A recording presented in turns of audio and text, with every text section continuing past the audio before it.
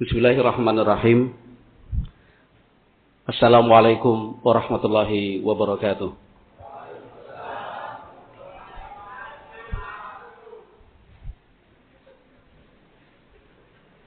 Yang paling kenceng, yang paling belakang ya. Karena jaraknya lebih jauh, maka suaranya harus lebih keras. Kalau yang di depan kan pelan aja bisa didengar. Ya. Baik. Sudah siap menulis? Ballpoint, buku, karena judulnya menulislah sejak muda. Sudah siap? Baik. Innal hamdalillah nahmaduhu wa nasta'inuhu wa nastaghfiruh wa na'udzu billahi min syururi anfusina wa min sayyiati a'malina man yahdihillahu fala mudhillalah wa man yudlil fala hadiyalah. Asyhadu an la ilaha illallah wahdahu la syarikalah wa asyhadu anna Muhammadan abduhu wa rasuluhu la nabiyya ba'dah. Qala Allah ta'ala fi kitabihil karim ya ayyuhalladzina amanu taqullaha haqqa tuqatih wa la tamutunna illa wa antum muslimun fa inna asdaqal hadits kitabullah wa khairal huda huda nabiyyina Muhammadin sallallahu alaihi wasallam wa syarrul umur muhdatsatuha fa inna kulla muhdatsatin bid'ah wa kulla bid'atin dhalalah wa kulla dhalalatin finnar. Alhamdulillah, semoga kunjungan dan kesempatan yang Allah berikan untuk kami berkunjung ke Ma'had Al-Faruq Kalibagor diridhoi dan diberkahi oleh Allah Subhanahu wa taala. Hari ini Sabtu malam Ahad 23 Desember tahun 2023. Ma'asyiral muslimin rahimakumullah, terkhusus dan teristimewa para santri, thalabatul ilmi, hafizakumullah. Ayat-ayat pertama yang diturunkan Allah Subhanahu wa taala untuk Nabi Muhammad sallallahu alaihi wasallam berisi beberapa perintah. 5 ayat pertama dalam surat Al-Alaq yaitu Iqra bismi rabbikal ladzi khalaq khalaqal insana min 'alaq Iqra wa rabbukal akram alladzi 'allama bil qalam 'allamal insana ma lam ya'lam. Ayat-ayat pertama yang Allah turunkan ini menjelaskan tentang gerbang ilmu, wawasan dan pengetahuan. Siapapun dari kita yang punya semangat untuk mempelajari agama, bahkan bukan hanya agama, semua wawasan dan pengetahuan, termasuk wawasan dan pengetahuan tentang kehidupan dunia, tidak bisa lepas dari membaca dan menulis. Membaca saja belum cukup. Menulis, apa yang akan ditulis kalau dia tidak senang membaca? 2 hal yang tidak bisa dipisahkan. Mereka yang rajin membaca, itu khasanah keilmuannya bertambah.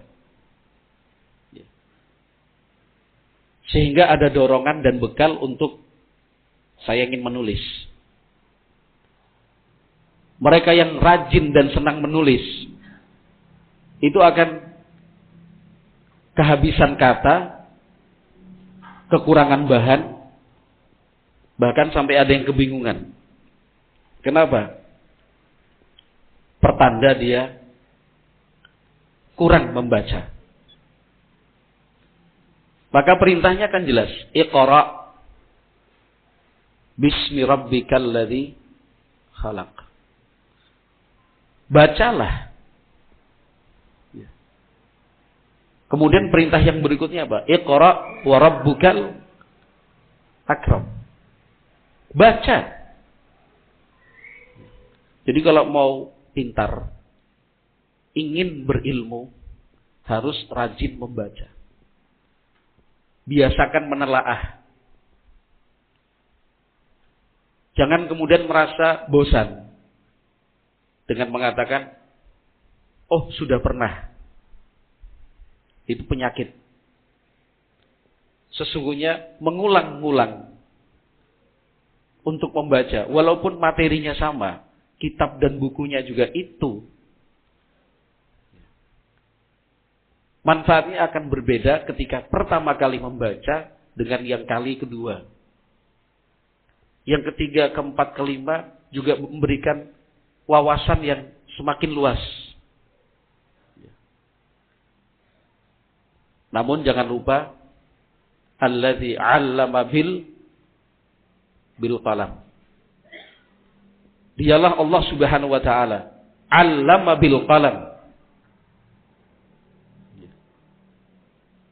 Yang memberikan ilmu bil qalam, menggunakan apa? Al-qalam. Sering kita terjemahkan al-qalam itu pena, ballpoint, alat tulis.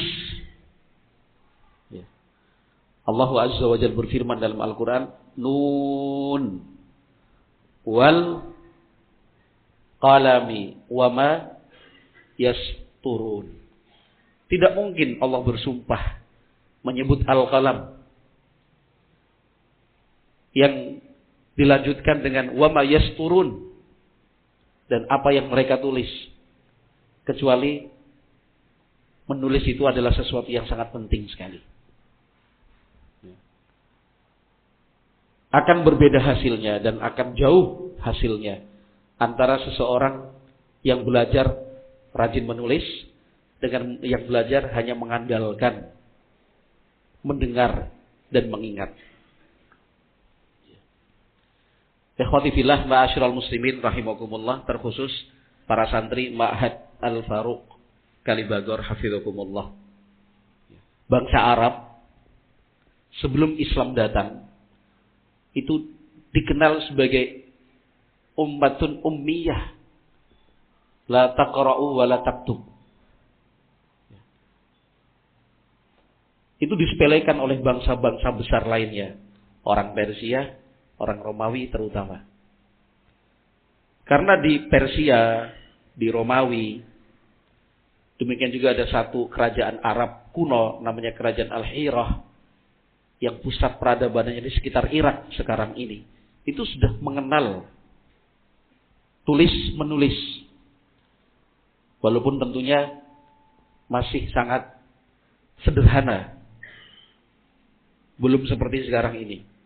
Tapi dalam tataran kehidupan berbangsa waktu itu, orang-orang Arab itu diremehkan, dibilang sebagai bangsa buta huruf. Kenapa? Karena nggak bisa menulis, nggak bisa membaca. Maka ada beberapa tokoh-tokoh Arab yang memang menyengaja untuk belajar baca tulis, kemudian dibawa ke tanah Arab. Tapi tetap saja secara prosentase, orang-orang Arab yang bisa membaca dan menulis waktu itu sangat terbatas, sangat sedikit. Maka mereka yang bisa membaca, bisa menulis, otomatis itu statusnya naik, lebih dihormati. Bisa baca, bisa tulis. Dan memang demikian, ya. Sejarah peradaban manusia akan selalu begitu, bahkan sampai sekarang. Yang mampu membaca akan lebih dihormati dibandingkan yang tidak mampu membaca. Yang bisa menulis akan lebih dimuliakan dibandingkan yang tidak mampu menulis. Sama-sama bisa membaca, tapi kualitas membacanya satu sama lain berbeda, maka rasa hormatnya pun akan berbeda. Sama-sama bisa menulis, tetapi kemampuan yang menulis berbeda, itu tentu nanti derajatnya tidak bisa sama. Ya. Karena kemampuan membaca dan menulis itu juga bertingkat-tingkat. Tapi paling tidak standarnya, dasar membaca, dasar menulis itu harus dikuasai. Ikhwati fillah ma'asyiral muslimin rahimakumullah, terkhusus para santri Ma'had Al-Faruq Kalibagor hafizakumullah. Ya. Yang jelas, menulis adalah bagian yang sangat penting dalam belajar. keberhasilan seseorang itu juga sangat dipengaruhi dengan semangat dan kemampuannya untuk menulis. Seorang anak di jenjang sekolah dasar ibtidaiyah, ketika tidak memiliki kemampuan dasar menulis, itu akan tertinggal. Kalau hanya dalam 1 tahun, 2 tahun, belum akan terasa. Karena gapnya atau jarak dari teman-temannya belum begitu jauh. Tapi kalau itu tidak segera diterapi, tidak langsung, ya, kemudian dibenahi, maka pada saat gap atau rentang waktu sudah semakin lama, antara kelas 2 sampai kelas 4, kelas 2 sampai kelas 6, apalagi sudah lulus sampai tingkat menengah, tsanawiyah atau mutawassithah, di situ baru akan terasa. Jauh sekali gapnya. Dan itu akan menimbulkan masalah. Masalahnya bukan cuma satu. Mulai dari bully. Yang tidak bisa menulis akan dibully sama teman-temannya sendiri, satu kelas. Oh, kamu terlambat, kamu nggak bisa. Ya. Nanti dihina. Disalah sikapi oleh guru atau ustadznya. Ya kan? Bukannya diberi solusi, bukannya didampingi, ya. Ini malah semacam dihukum. Jam pulang jam 4, selesai salat asar diberi tugas menulis. Yang lain jam setengah 4 sudah selesai, karena sudah terbiasa menulis. Ada yang jam 4 kurang seperempat, ada yang jam 4 kurang 5, ada yang jam 4 tepat selesai menulis. Tapi ada 1-2 anak yang jam 4 belum juga selesai. Seorang guru yang tidak mengerti hal ini, itu akan tetap tulis sampai selesai. Ustadz akan menunggu kamu. Ini teman-temannya udah pada pulang. Konsentrasi anak itu buyar. Ya. Udah pikirannya kemana-mana, tertekan dia. Ada yang pernah mengalami seperti itu? Tapi bukan jam 4 sore, jam 11. Ya, ya. Karena masih kecil biasanya. Gak bisa, selesaikan. Sampai sore pokoknya harus selesai. Kamu itu main terus. Nulis saja gak mampu. Makanya belajar itu serius. Nulis, waktu udah habis, gak ada teman-temannya, ditekan lagi sama ustadznya. Ustadznya merasa sudah memberikan perhatian. Bukan begitu perhatian. Ya. Kasihan si anak. Itu menulis dalam keadaan tertekan ini. Belum lagi pikirannya, kasihan umiknya yang jemput, kasihan abinya yang sudah menunggu. Udah janjian sama adiknya main di rumah. Dan itu belum makan siang, lapar, haus lagi. Udah. Perasaan di situ bercampur baur, beraduk-aduk. Ya. Lah itu kenapa sampai terjadi? Karena pembelajaran tentang menulis sejak dini, di tingkat usia dini dan usia dasar, itu kurang diperhatikan dengan baik. Dibiarkan sampai akhirnya kebablasan seperti itu, gapnya terlalu jauh. Ya. Mestinya pembelajaran tentang membaca dan menulis itu dikuatkan betul sebagai fondasi. Gerbang ilmu kan membaca. Gerbang ilmu itu ya menulis. Ya. Ilmu yang sampai kepada kita tidak bisa lepas dari membaca dan menulis. Kitab-kitab yang kita baca itu kan kitab hasil tulisan. Bahkan Al-Quranul Karim yang kita hafalkan di zaman dulu kan melalui proses Al-Kitabah, menulis. Maka kita sebagai orang tua, terutama, karena itu adalah tugas dan kewajiban orang tua sesungguhnya, bapak dan ibu, abi dan uminya. Kemudian juga berlanjut kepada ustadz dan pengajarnya. Itu harus memperhatikan betul hal ini. Jenjang-jenjangnya. Ketika materi pelajaran, kurikulum disampaikan. Jangankan banyak. Sedikit saja. Tapi seorang anak, dia tidak punya kemampuan menulis standar, akan kesusahan. Maka sejak kecil memang harus kita amati, kita perhatikan. Ini sudah normal atau belum? Ya. Gerak tangannya itu sudah bagus atau belum? Ya. Membaca, menulis, membaca, menulis. Sebagai orang tua mempersiapkan sarana-sarananya. Ya. Kalaupun seorang anak kemudian memilih sarana menulis atau membaca itu dengan sendirinya, itu akan lebih baik bersabar. Misalkan coret-coret di dinding. Anak kecil ambil spidol, ambil kapur, ya. Bahkan batu bata dipecah, tak. Atau pakai tip X dia, tulis di dinding segala macam. Gak usah dimarahin. Disyukuri, alhamdulillah anaknya suka menulis. Tapi jangan dibiarkan. Ya. Kita siapkan sarana untuk menyalurkan. Kita bilang, wah, bagus tulisannya. Di dinding itu misalkan. Tapi kan gak bisa difotokopi, nak. Gitu. Ini pakai kertas ya. Ini Abi belikan buku. Ini ada alat tulisnya. Atau kamu mau milih sendiri di toko buku, toko alat tulis. Gitu. Udah disiapkan bukunya, disiapkan alat tulisnya. Tidak cukup itu. Dah nulis. Jangan lagi di dinding ya. Gitu. Kok masih juga nulis di dinding? Karena perlakuannya atau treatmentnya itu masih belum cukup.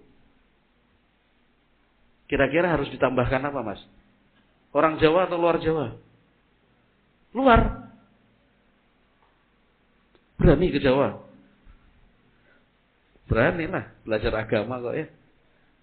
Ini udah dibelikan buku. Oh, buku tulis, buku gambar. Alat tulis disiapkan. Pensil. Dari yang pensil paling murah sampai pensil yang paling mahal. Misalnya. Ballpoint warna-warni. Spidol juga seperti itu. Cat air bahkan. Tapi anak itu masih aja milih di dinding. Dimarahin gak? Pernah dimarahin karena itu? Ini tuh apa? Gak tahu atau gak pernah? Oh, gak pernah. Karena gak pernah nulis di dinding. Oh, pernah. Itulah anak-anak. Kenapa? Karena treatment atau perlakuan berikutnya belum diberikan. Apa? Dampingi si anak. Kalau cuma belikan ini buku, ini bolpen, nulis sana. Bapaknya pergi main handphone gini. Enggak jadilah. Ini kertas, ini bolpen, ini pensil. Sana, ke kamar, nulis. Ibunya masak. Enggak cukup. Kasih alat tulis lengkap. Berikan waktu, dampingi. Ini kalian kan calon bapak semua ini. Jangan ini Ustaz Mukhtar kok bahasnya malah bapak dan ibu ini. Ya kalian kan calon bapak semua. Dampingi. Sini, nak. Nih, Abi tuliskan A. Nah, tak kasih contoh ini. Nah, ini. Ayo tulis yuk. Wah, ini pegang tangannya. Gini, nak. Gak mungkin. Enggak, Bi, aku pengen di dinding. Gak mungkin. Coba aja. Kenapa? Karena si anak didampingi oleh orang tuanya. Perhatikan itu. Belikan. Kalau gak bisa menciptakan sendiri, gak bisa memproduksi sendiri. Mulai berjenjang itu. Yang pakai arsiran. Ya, arsiran. Kasih nilai. Kasih hadiah. Dipuji. Dampingi. Temani. Ya. Itu pondasi. Kalau ingin anak-anak kita lancar dan normal proses belajarnya ke depan, membaca dan menulis itu harus diperhatikan. Membaca juga sama. Orang tua, saya sudah mengeluarkan uang. Sudah saya belikan buku-buku itu. Saya buatkan raknya. Bahkan ruangan ini saya sekat untuk membaca. Tapi anak saya juga gak mau membaca. Pripun nih Ustaz? Nah, kalian harus bisa menjawab.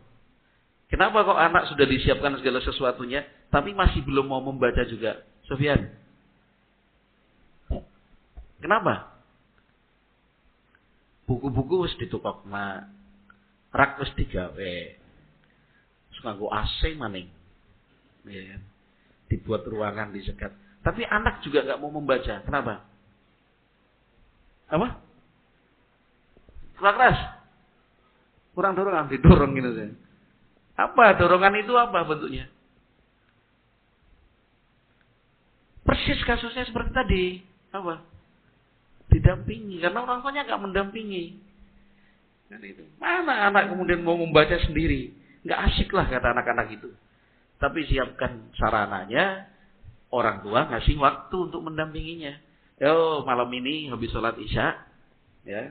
Ini malam apa ini nak? Malam Rabu. Contoh mas. Kalau malam Ahad besok nggak bisa karena Abi mau ikut taklimnya di Kalibagor gitu loh maksudnya. Ini malam apa? Malam Rabu. Yaudah nanti malam Abi akan membacakan buku ini halaman ini sekarang ya di ruang baca. Nanti Umi yang bikinkan pisang goreng sama telo goreng.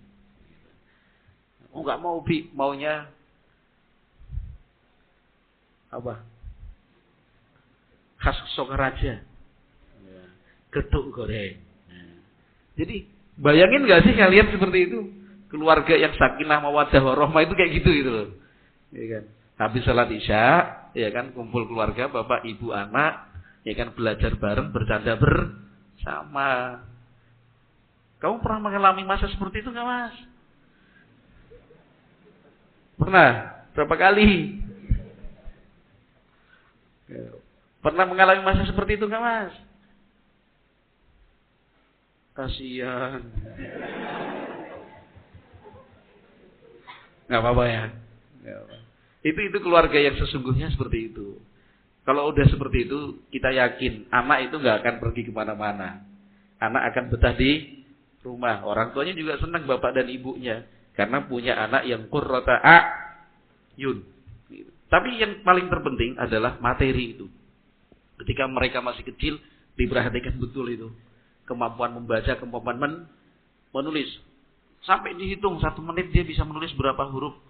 1 menit dia bisa membaca berapa kata. Normal apa enggak? Kalau ternyata ini anak saya mengalami keterlambatan membaca, mengalami keterlambatan menulis, ya itu namanya disleksia.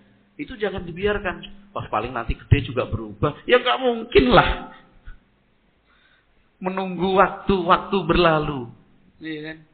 Membiarkan kesempatan berjalan, ya, tanpa ada perkembangan. Paling nanti juga kalau next mondok paling ya pinter. Nggak bisa. Harus cepat diatasi. Itu namanya deteksi dini. Namanya, ini anak saya udah mengalami keterlambatan ini. Dilihat, maksudnya, saya nggak bisa Ustaz cara mendeteksinya. Paling gampang itu perbandingan. Teman-teman dia yang sebaya, teman-teman yang satu kelas, coba dicek. Tanyakan sama ustadznya, tanyakan kepada gurunya. Untuk anak saya seusia seperti itu, kecepatan menulis dan membacanya sudah normal belum Ustaz? Ya. Kalau misalkan nggak tahu juga ya konsultasi kepada seorang ahli anak ya, dalam hal perkembangan itu. Lihat. Ya. Kenapa? Kemampuan membaca dan menulis itu sebenarnya dimulai dari kecil saat mereka anak-anak itu masih di dalam rumah. Nah, betapa pentingnya kemampuan menulis sampai-sampai Rasulullah Shallallahu Alaihi Wasallam menjadikan ya, pembelajaran menulis itu sebagai salah satu opsi atau pilihan orang-orang musyrik Mekah yang tertangkap dan dijadikan tawanan pada perang Badar untuk menebus dirinya. Al-Imam Ahmad rahimahullahu taala meriwayatkan dalam Al-Musnad dari sahabat Ibnu Abbas radhiyallahu anhuma. Kalau referensi yang paling dekat dengan kita ya Zadul Ma'ad fi Hadi Khairil Ibad karya Ibnu Qayyim rahimahullahu taala, di situ beliau sebutkan tentang Rasulullah sallallahu alaihi wasallam menetapkan ya di antara opsi tebusan atau perlakuan terhadap tawanan perang adalah menebus dirinya bukan dengan uang, tapi dengan mengajarkan ilmu. Ya. Kalau zaman dulu adalah al-kitabah. Al-kitabah. Coba sekarang kita konversi. Yang senang matematika di sini siapa? Jangan pura-pura tidak mampu. Santri. Siapa yang bisa hitung-hitungan ini? Nggak usah takut lah. Belum ditanya udah takut. Saya ingin mengajak hadirin sekarang untuk menghitung seberapa mahal, ya, seberapa mahal kemampuan menulis itu di zaman Nabi Shallallahu Alaihi Wasallam. Siapa yang bisa matematika di sini? Cuma kali-kalian aja, nggak sampai miliar kok, tenang. Siapa? Angkat tangan. Kalau nggak ada yang angkat tangan, nggak dilanjutkan, saya tutup nanti. Subhanakallahumma lo. Ayo, santri. Yang belum ditanya. Tadi Sufyan sudah, ini tadi sudah. Yang belum ditanya. Tutup loh ini. Ini angkanya, ya bagus. Nggak usah disebut namanya ya. Ya. Tapi kelas berapa? 1. Umur 17. Harus bisa menjawab. Ditulis juga boleh. Ya. Dalam perang Badar, orang musyrik yang ditangkap dan dijadikan tawanan itu kan berapa? 70. Dibawa ke Madinah, ya kan? Untuk membebaskan diri harus memberikan tebusan. Satu orang tebusannya 4.000 dirham. Ini kitab-kitab tarikh dan sirah menyebut seperti itu. 4.000 dirham. Yang tidak punya uang atau berasal dari keluarga yang tidak mampu menebus dengan menyerahkan 4.000 dirham, itu mengajarkan menulis untuk 10 anak kecil di kota Madinah. Memang kita tidak menemukan riwayat yang sahih, artinya secara tegas dan jelas menyebut 10 anak. Batasan jumlah ini. Tapi kalau dalam kitab-kitab tarikh dan sirah disebutkan 10. Kalau mengajarkan menulis itu jelas. Itu sudah pasti itu. Tapi jumlah anak yang diajarkan, anak-anak kaum muslimin mau 5, 7, 10, nah itu kita wallahu a'lam belum mendapatkan riwayat yang sahihah. Tapi buku-buku sejarah, tarikh dan sirah menyebutnya 10. Anggap 10. 4.000 dirham, Mas. Dirham itu uang perak atau uang emas? Perak. 1 dirham berapa gram perak? Pernah mendengar? Itu pentingnya menulis. 1 dirham itu berapa gram? Kalau kita konversikan. 1 koin, 1 keping dirham itu. Berapa? 2,5 gram ya. Kita bulatkan 3 gram. Tulis. 3 gram. Yang tahu harga perak sekarang? 1 gram berapa? Abu Tharik? Yang tahu harga perak sekarang 1 gram berapa? Monggo menyumbang suara. 1 gram perak berapa? Yang perak yang bagus lah 24 karat lah pokoknya.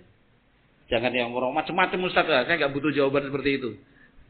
Yang saya butuhkan sekarang harga perak standar gitu aja. Berapa per gramnya? Monggo Ikhwan. Ini Salafi tidak peduli terhadap kehidupan dunia. Tidak peduli dengan emas dan peraknya. Ya. Yang penting mencari pahala. Sampai nggak tahu harga perak? Ada yang tahu harga perak 1 gram berapa? Jangan tanya Pak Fajar. Berapa? Masa nggak ada yang tahu? Harga perak sekarang berapa Mas? 20.000? 30.000? Masya Allah. Ada yang mau membantah? 1 gramnya berapa? 30.000? Ada yang mau interupsi? Sebelum dihitung sama Mas E. Ayo Mas E. Nah. Ada yang mau interupsi? 30.000 per gram? Saya hitung sampai 5. Nanti jangan sampai selesai taklim pulang. Jono ora 30. Sekali 15 kok. Orang ngomong ket mau, Mas. Yang seperti ini cuma perbandingan aja supaya kita tahu bahwa perhatian Nabi Shallallahu Alaihi Wasallam untuk Kemampuan anak bisa menulis itu sampai seperti itu loh anggarannya. Biayanya seperti itu loh. Ini nanti biar kita konversi. Saya pengen mengejar hasil. Satu anak itu biaya supaya bisa menulis berapa duit untuk konversi sekarang ini. Supaya kita sebagai orang tua jangan eman. Kita sebagai lembaga pendidikan jangan merasa sayang untuk mengalokasikan dana supaya anak-anak itu bisa menulis. Ya, itu maksud saya. Sudah, saya hitung sampai 5, nggak ada yang interupsi. Perak 1 gram 30.000, satu. Tuh, ya kan? Berapa? 12.000. Jauh banget kakeknya. Iya, per gram, betul per gram. Yakin ya? Berani mempertanggungjawabkan? Berani? Namanya? Ada beti, Mas. Apa? 18. Weh, kok ngerti, Mas? Bapaknya dodolan apa? Tahu dari mana? Tahu dari mana? Apa? Ngomong. Apa? Bude jualan. Nah, ini lumayan. Masnya tahu dari mana, Mas? Ah ya, taunya dari mana, Pak? Ini kan budenya jualan ini, mulai mendekat ke sumber informasi. Jenengan tahunya dari mana?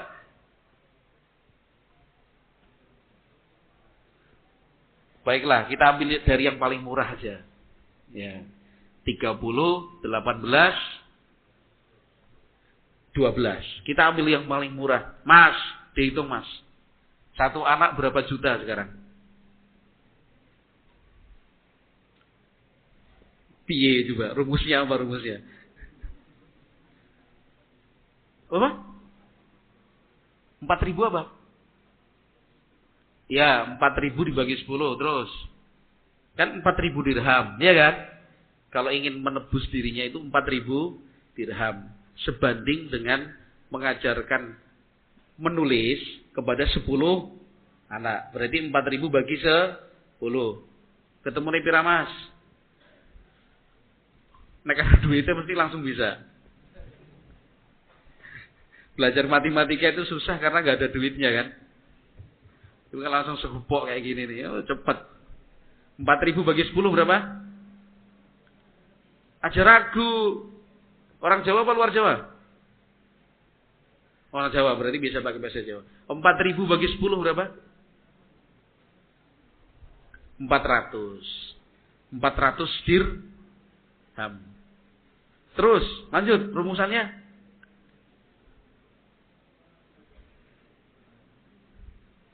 Yang lain juga boleh menghitung loh. Nanti kita cek ini masih ini. Jawabannya bener apa enggak ini? Dihitung, Mas. Tadi ditanya, saya mau menghitung diem. Giliran dikasih pertanyaan, Mas, jadi nyong mau ya. Berarti berapa?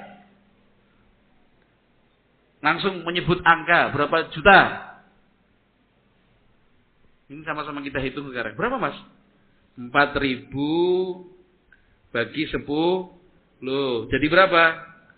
400 dirham. Berarti satu anak 400 dirham. Berapa gram 400 dirham? Berapa gram? 400 kali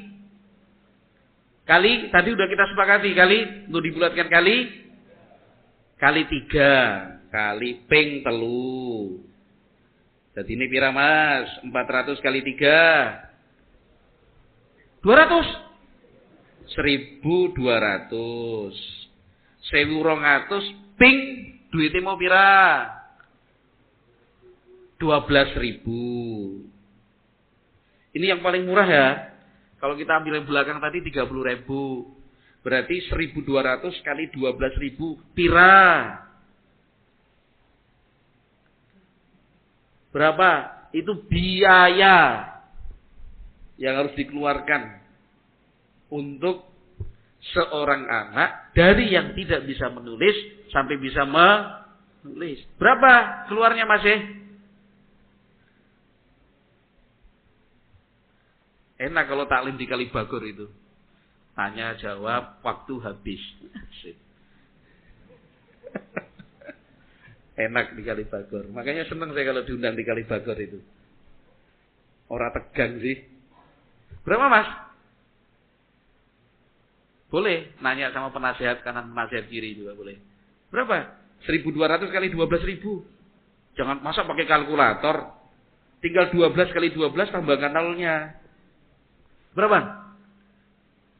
Jangan ragu, nanti kalau ragu biar dikuatin sama temannya. Berapa? Ayo Mas. 100 juta. Kok mahal banget? Berarti memang mahal ya. 100.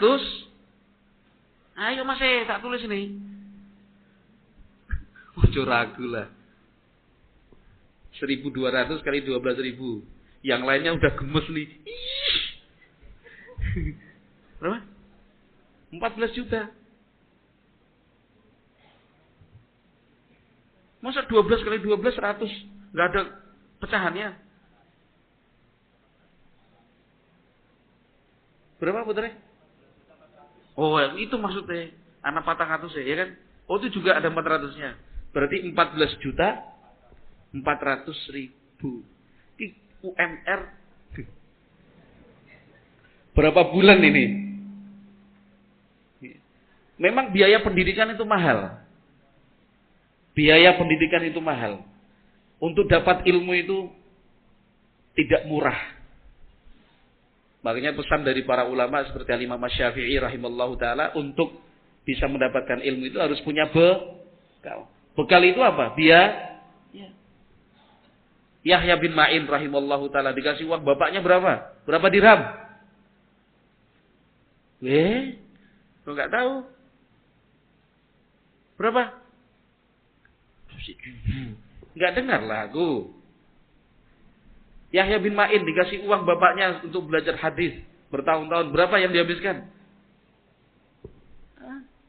Cuma berapa?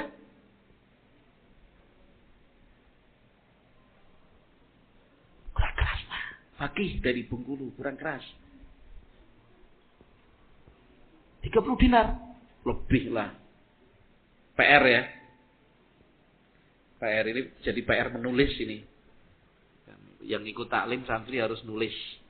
Nulisnya cari riwayat-riwayat para ulama berapa dirham yang mereka habiskan untuk belajar itu. Jadi pinten 14 juta kawan 100.000. Niku sing hitungannya paling murah. Kalau yang 30.000 tadi berarti sudah berapa ini? Hampir 30 juta. Iya kan? 30 kali 12 sudah 36 juta. Itu biaya yang dikeluarkan. Artinya apa? Nabi Muhammad sallallahu alaihi wasallam sangat memperhatikan kemampuan menulis. Di saat itu dari 70 yang tertangkap dan dijadikan tawanan, itu sebenarnya bisa menjadi sumber dana. Ya kan? Ketika ditetapkan satu orang sebesar 4.000 dirham untuk menebus dirinya. Banyak sekali loh. Kalau 4.000 kan berarti berapa? 144 juta kan? Kalau dirupiahkan sekarang 144 juta. Padahal nggak tahu inflasinya dari dulu sampai sekarang berapa. Mahal sekali waktu itu. Itu dana bisa dikumpulkan untuk biaya perjuangan. Tapi ternyata Nabi Shallallahu Alaihi Wasallam itu tidak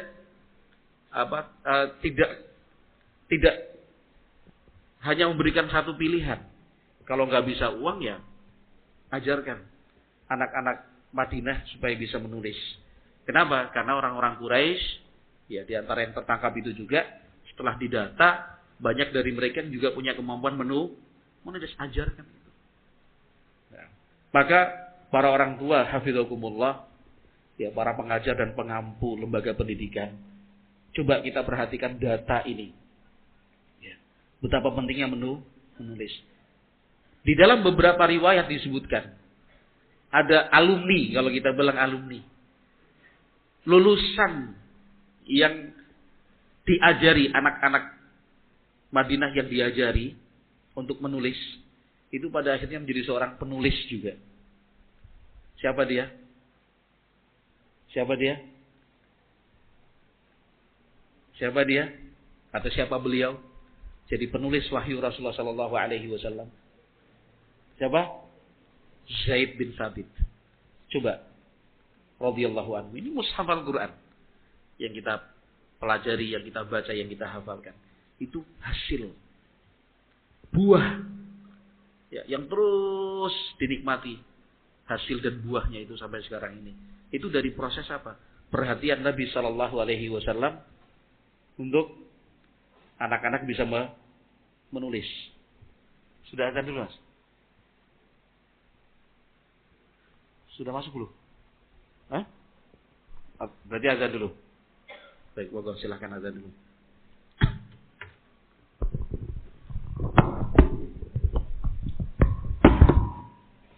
Tapi kalian jangan salah artikan loh.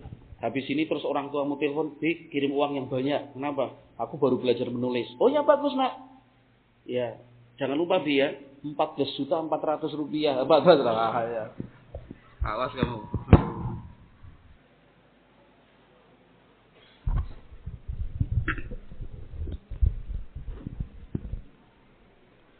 Alhamdulillah wassalatu wassalamu ala Rasulillah wa ala alihi wa sahbihi wa man wala.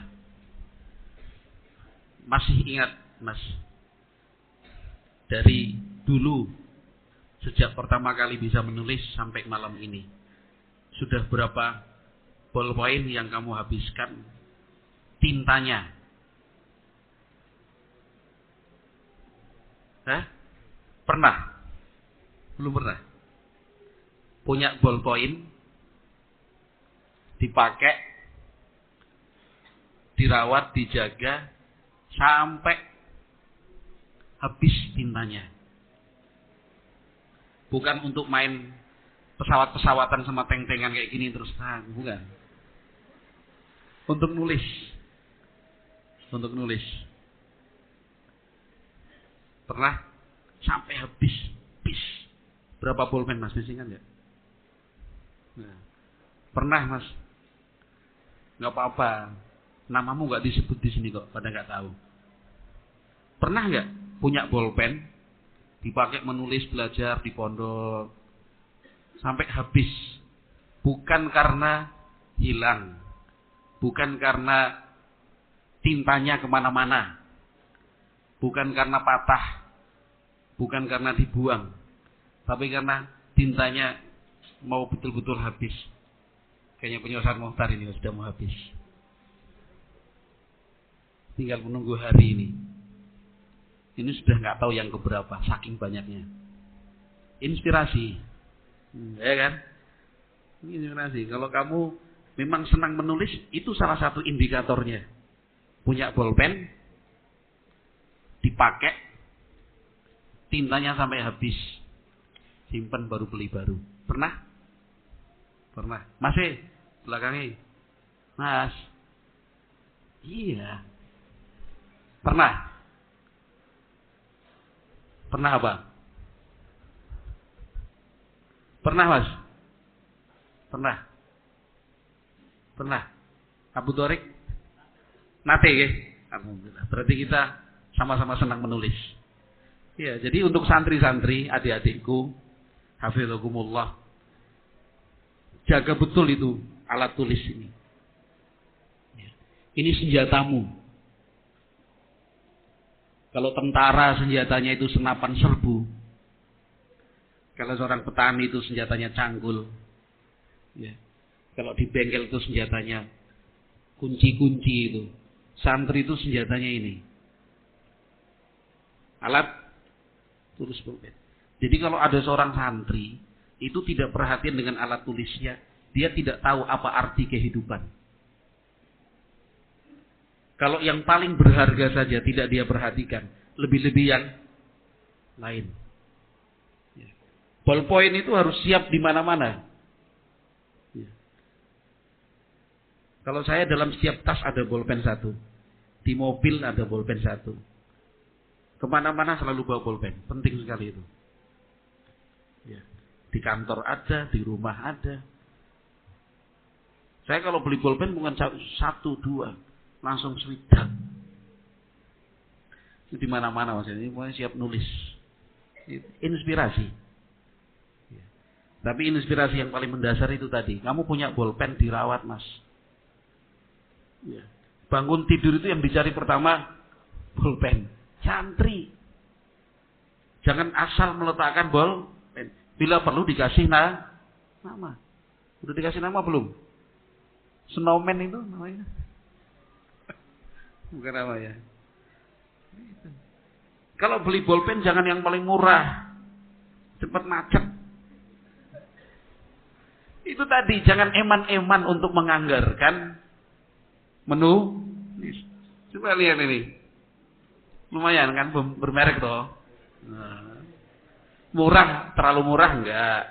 Mahal atau mewah juga enggak. Ya, sedengan lah. Karena kalau yang pilih yang paling murah, orang tua begitu. Ya. Orang tua tolonglah, jangan eman-eman menganggarkan dan mengalokasikan dana untuk menyiapkan alat-alat tulis anaknya. Wah, anak saya masih terlalu kecil, Ustaz, nggak bisa menjaga barang. Ajari. Jangan cuma dibelikan. Jangan hanya diberikan. Ya kan? Belikan, berikan, ajarkan cara merawat. Mulai dari, Mas, yuk kita beli alat tulis. Ini mau masuk sekolah nih. Mau berangkat ke pondok, kita beli. Yang ini ya. Sampai di rumah, Mas, alat-alat tulisnya dikasih nama. Abi dampingi. Gitu dong. Diajari. Ini calon bapak ya. Diajari. Pakai kertas dikasih. Ditulis nama terus ditempelin pakai selotip. Boleh. Atau langsung beli kertas yang biasanya untuk harga itu. Kertas apa namanya? Yang sudah tinggal tempel itu. Apa Ustaz? Label. Ini label serat. Boleh. Taruh di luar boleh. Masukkan di dalam sini juga boleh. Serat. Itu namanya mengajari. Mengajari anak untuk tanggung jawab terhadap barang yang dimiliki. Ya kan? Sebelum berangkat dicek sama orang tuanya. Pulang dari belajar dicek lagi. Itu. Tanamkan betul. Mas, ini barang berharga. Bolpen itu. Kamu kalau pengen pintar harus rajin menulis. Itu dari kecil. Nek telat, biasanya anaknya bangkang. Alah, Abi, ketat-ketat banget. Gitu. Kayak apa aja. Gitu. Hilang ya tuku maning. Nah itu seperti itu sudah terlambat itu. Terlambat itu artinya karena dari kecil sudah tidak dididik. Akhirnya setelah besar wes. Tapi bukan berarti kemudian menyerah loh orang tua. Iya, bukan seperti itu, Thomas. Tinggal tuku maning nganggo duit maning. Gitu. Gimana kalau misalkan bolpenmu hilang, kamu bilang tuku maning, tapi ngurangi uang jajanmu? Ya aja lah bilang kan. Berarti kamu merasa berharga kan barang itu. Nah, itu kalau yang sudah telat-telat seperti sebagian kalian ini. Ya kan? Tapi kalau belum terlanjur, belum terlambat, dari kecil sudah diajari seperti itu. Ya. Itu juga fungsinya supaya anak tidak asal ambil barang milik teman. Kenapa kita ajarkan barang yang kamu pakai itu barang yang memang milikmu, tandanya ada namamu. Kalau barang itu ternyata bukan milikmu, apalagi di situ ada tertera nama temanmu, jangan kamu pakai, nggak boleh. Ya. Pakailah milikmu sendiri. Kalau kamu punya teman punya alat tulis yang kamu inginkan, bilang sama Abi. Jangan kamu ambil punya temanmu. Jangan kamu bawa pulang lagi. Ya. Bilang sama Abi, nanti Abi yang membelikan.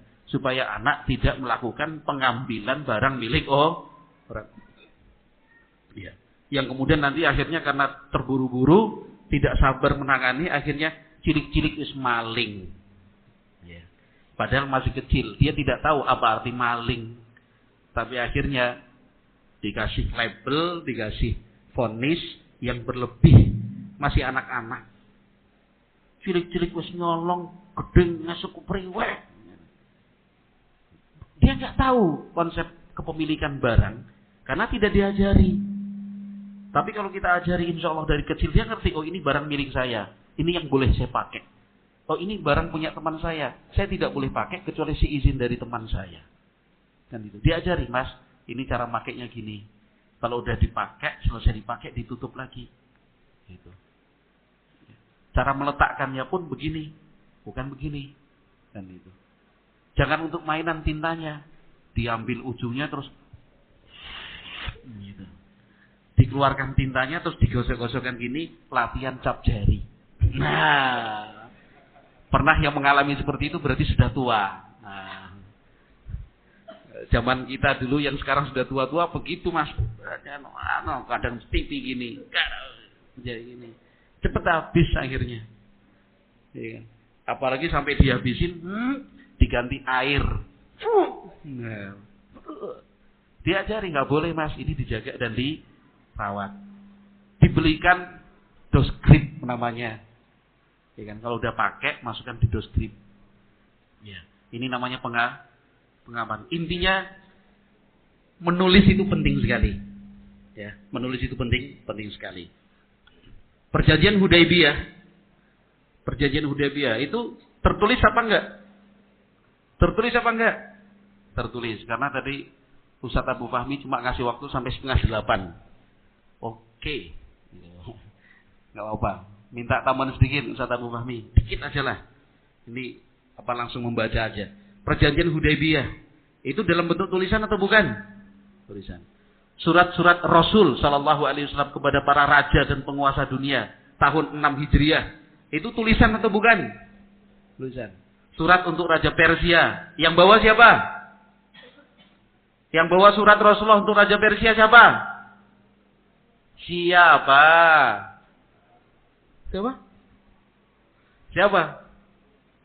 Abdullah bin Hudzafah As-Sahmi. Yang bawa surat Rasulullah untuk Raja Romawi siapa? Heraklius siapa? Dihyah bin Khalifah bin Farwah Al-Kalbi. Yang bawa surat untuk penguasa Mesir, Muqaykis. Siapa namanya? Hatib bin Abi Balta'ah. Dan surat-surat itu bukan cuma untuk 3 raja dan penguasa dunia. Surat-surat Rasul dikirim. Itu dalam bentuk tulisan atau bukan? Tulisan. Ketika kita melakukan perjanjian dengan orang kafir, ya, perjanjian jual beli, sewa menyewa, akad nikah dan yang lain-lain, pakai tulisan atau bukan? Atau tidak? Pakai tulisan. Jadi jangan menganggap remeh menulis. Yang namanya menulis kemudian kita jadikan judul malam hari ini atas permintaan panitia, itu jangan dibayangkan menulis itu cuma nulis buku doang. Bukan cuma menulis sebuah karya kemudian dicetak, diterbitkan. Bukan itu. Menulis itu dunianya luas. Yeah. Dalam hal jual beli dan muamalah, menulis itu nggak boleh dianggap remeh. Maka dalam ayatnya tentang jual beli, perintah untuk menulis dalam surat apa? Hutang piutang, Al-Baqarah. Apa ayatnya? Yang menunjukkan kita nggak boleh menganggap enteng dan nggak boleh meremehkan tulis-menulis. Wala. Ini nggak masuk materi musabaqah sih ya. Nggak ada pertanyaan tentang fikih gitu ya. Sebutkan peserta nomor 1. Ya. Mas siapa? Ya, Abu Suhaib itu kan. Ya. Itu kan. Ayat di dalam Al-Quran yang menjelaskan tentang salat malam. Nah, bagaimana bunyinya? Nah, mungkin tahun depan bisa seperti itu tambah ini kan. Apa? Wala tas amu. Lanjutkan. Wala tasamu. Ayo mas yang kerasa. Antak tubuh. Apa artinya wala tasamu itu? Wallahu alam. Tapi apal ya. Apa artinya wala tasamu antak tubuh? Kamu jangan merasa bosan. Maksudnya jangan anggap remeh itu. Namanya praktek muamalah, jual beli, utang piutang, tulis. Itu sekali lagi untuk menunjukkan pentingnya menulis. Kitab-kitab para ulama, kitab-kitab hadis, kitab-kitab tafsir, itu sampai kepada kita melalui proses menulis. Maka para ulama kita rahimahumullah, dari kecil mereka sudah dilatih dan dibiasakan menulis. Ya. Tetapi itu ada prosesnya mas. Al-Imam Al-Bukhari rahimahullahu ta'ala ketika di usia 19 tahun, itu sudah menulis kitab At-Tarikhul Kabir. Ya. Kalau ulama di zaman sekarang, Al-Hafidh Al-Hakami, usia 18 tahun sudah menulis bait tentang akidah dan tauhid, Sulamul Wusul ila Ilmil Usul. Al-Imam Al-Faqihi rahimallahu taala usia 18 tahun sudah menulis syarah Qatrun Nada, namanya Mujibun Nada. Itu para ulama sejak usia muda sudah nulis. Tapi proses belajarnya bukan di umur 19, bukan di umur 18, bukan di umur 20, bukan di umur 22. Itu sudah dimulai sejak masih kecil. Ya. Sehingga ayo adik-adikku para santri hafidhukumullah, kita membiasakan menulis. Ya. Dalam bayangan dan cita-cita kita bukan hanya sebatas aku pengen menulis, punya karya tulis, ada sebuah buku, nanti saya terbitkan, dari saya cetak, saya terbitkan, saya edarkan. Itu ya betul, itu cita-cita yang tinggi, yang bisa bermanfaat untuk kaum muslimin. Tapi untuk sampai ke sana itu butuh proses dulu. Kenapa saya ingatkan poin ini? Karena supaya kita itu juga berjenjang. Ya. Jangan langsung memposisikan diri ingin seperti si A, si B, si C yang sudah menjadi penulis, ya, yang sudah banyak karyanya. Enggak, itu berproses dia. Ya. Paling enggak belajar dan memelatih, membiasakan menulis untuk diri sendiri dulu, untuk diri sendiri. Terus jam terbangnya ditambah. Ya. Ini pengennya langsung meloncat jauh. Jangan Mas, pelan-pelan dulu. Mulai dari yang paling mudah, menulis pelajaran. Iya kan? Menulis pelajaran. Menulis ulang yang disampaikan oleh pengajarnya. Itu dulu, biasakan dulu. Udah biasa nulis. Ya kan? Jangan langsung ke laptop. Jangan langsung ke tablet. Tetap yang namanya menulis manual itu tidak bisa ditinggalkan. Ya. Beda hasilnya. Beda manfaatnya. Ya. Para penulis itu walaupun sudah bisa menggunakan laptop, komputer, tablet atau handphone, ya, tapi mereka dalam sehari-harinya tetap rajin menulis. Biasa menulis seperti itu. Ya. Wallahu a'lam bishawab, mungkin itu yang bisa saya sampaikan. Saya takut sama Ustaz Abu Fahmi ditegur nanti kebablasan waktu nih. Ada beberapa pertanyaan, kita jawab secara singkat saja. Sudah Mas ya? Ini sudah terlambat ini. Kesempatan itu memang nggak bisa terulang. Apakah karya tulis terjemahan termasuk dari pencurian ide jika karya tulis tersebut tidak diberi keterangan bahwa itu hanyalah terjemahan? Oh ya jelas. Itu tidak ilmiah namanya. Kalau memang menerjemahkan sebuah kitab, disampaikan bahwa ini adalah terjemahan sebuah kitab, bukan karyanya. Baik. Kemudian yang kedua, membuat karya tulis dengan bantuan AI, Artificial Intelligence, kecerdasan buatan. Apakah bisa diklaim dan diakui sisi sebagai karya tulisnya? Ya bukan. Itu karyanya si AI itu. Iya kan? Ya, bukan hasil karyanya, itu mesin kok. Mesin. Yang berikutnya, bagaimana cara mengajari anak agar mau belajar menulis atau menghafal anak usia 4 tahun. Di mana anak tersebut masih senang-senangnya dolanan mainan. Ya sambil dolanan. Sambil mainan, ya. Atau objek dolanan dan objek mainannya itu dikasih materi membaca dan menulis, ya kan? Main Lego, tahu Lego nggak? Kamu tahu, Zah? Tahu main Lego nggak? Ya kan nyusun itu. Ya nyusunnya juga dengan huruf misalkan, bisa kok, bisa. Ada alat-alat bermain sambil belajar. Baik, yang kedua, yang berikutnya. Ustaz zaman dulu kan di Arab jarang yang bisa menulis dan yang bisa membaca. Jika tawanannya tidak fasih terhadap bahasa Arab, bagaimana? Ya karena waktu itu kan dikasih pilihan. Kalau nggak bisa menebus dalam bentuk uang, ya mampu mengajarkan menulis. Karena waktu itu yang tertangkap bukan juga orang-orang biasa. Yang tertangkap itu tokoh-tokohnya. Ya. Sehingga mereka bisa mengajarkan itu. Tidak semuanya. Kemudian yang berikutnya, apakah seorang santri hanya lulusan pondok? Apakah seorang santri hanya lulusan pondok bisa sukses? Bisa. Selain jadi ustadz, bisa. Sangat bisa. Karena di pondok itu yang diajarkan semua ilmu. Ya kan? Mau sukses bidang apa, Mas? Mau sukses jadi pengusaha apa? Ayo wis. Mau jadi petani, mau jadi pedagang, mau jadi peternak, mau punya bisnis yang luas. Jadi apa? Oh, bos. Iya. Untuk jadi petani, pedagang, peternak, jadi bos, punya usaha di mana-mana, warung, rumah makan, ya, bengkel, apapun itu, pada akhirnya kembalinya kepada ilmu yang sedang kalian pelajari di pondok pesantren. Pekerjaan itu kan cuma aplikasinya aja. Yang paling terpenting itu kan pondasi dan dasarnya itu. Orang mau sukses itu harus, perhatikan baik-baik santri. Nah, orang mau sukses itu harus disiplin waktu. Harus bekerja keras. Pantang menyerah. Tidak gampang putus asa. Harus sabar. Tawakal kepada Allah Subhanahu wa taala. Senang berinfak dan bersedekah. Ya. Menyayangi dan memperhatikan karyawan-karyawannya.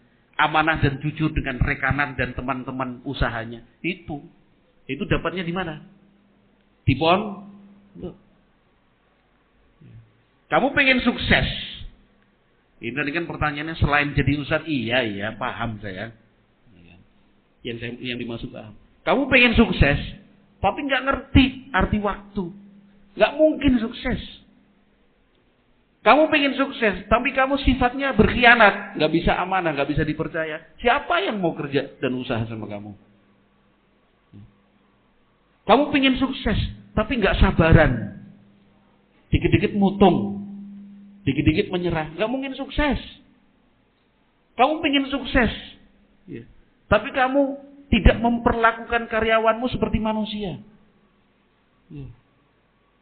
Dikit-dikit dimarahin, dibentak, dipukul. Siapa yang mau kerja sama kamu? Kamu pengen sukses. Pengen sukses. Tapi jarang beribadah kepada Allah. Kamu jarang berdoa kepada Allah Subhanahu wa taala. Allah biarkan kamu dengan keinginanmu itu. Nggak akan dibantu. Jadi kalau kamu mau sukses, mondok, Mas. Kalau mau sukses itu, belajar di pondok. Pelajari hal-hal tadi itu, prinsip-prinsip bekerja. Kamu tanya pengusaha yang paling sukses. Kamu tanya pejabat yang sukses. Kamu tanya para jenderal-jenderal yang sukses itu. Tetap nanti triknya apa, Pak? Tipsnya untuk bisa sukses. Ya, bekerja keras. Ya, disiplin waktu. Bagaimana kita membangun integritas, kepercayaan. Gitu. Jawabannya gitu. Bukan, ya kamu belajar ngelas yang bagus, nggak ada jawaban seperti itu. Kamu belajar nyangkul, nggak ada jawaban seperti itu. Kamu belajar nimbang yang benar, nggak ada jawaban seperti itu. Itu yang sukses. Kalau kamu tanya pegawai, ya iya. Kamu tanya karyawan, ya iya. Atau kamu pengen jadi karyawan? Pengen jadi pegawai? Kan enggak kan? Pengen jadi? Kenceng banget di sana itu. Harus begitu. Disiplin waktu, sholat berjamaah. Pengen sukses, sholatnya terlambat terus. Pengen sukses, nggak bisa ngatur waktu. Di pondok, Mas, pelajari. Jadi kalau ditanya, bisa nggak sukses santri pondok? Apakah seorang santri hanya lulusan pondok bisa sukses? Bisa. Pertanyaan yang terakhir, Ustadz. Mohon nasihat teruntuk lauk pondok yang bikin istighfar. Alhamdulillah. Jadi banyak-banyak istighfar. Kalau lauknya enak, itu malah jarang istighfar. Alhamdulillah, sudah jawabannya itu. Alhamdulillah lauk pondok itu mengingatkan kita untuk istighfar. Sudah cukup. Subhanakallahumma wa bihamdika asyhadu an la ilaha illa anta astaghfiruka wa atubu ilaik. Assalamualaikum warahmatullahi wabarakatuh.